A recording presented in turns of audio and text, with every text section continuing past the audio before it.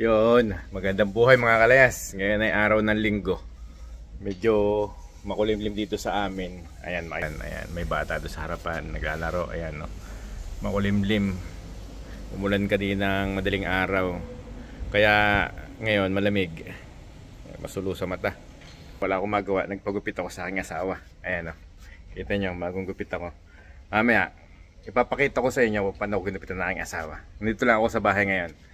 Ngayon, panoodin natin yung ginawa sa akin ng asawa ko. Game!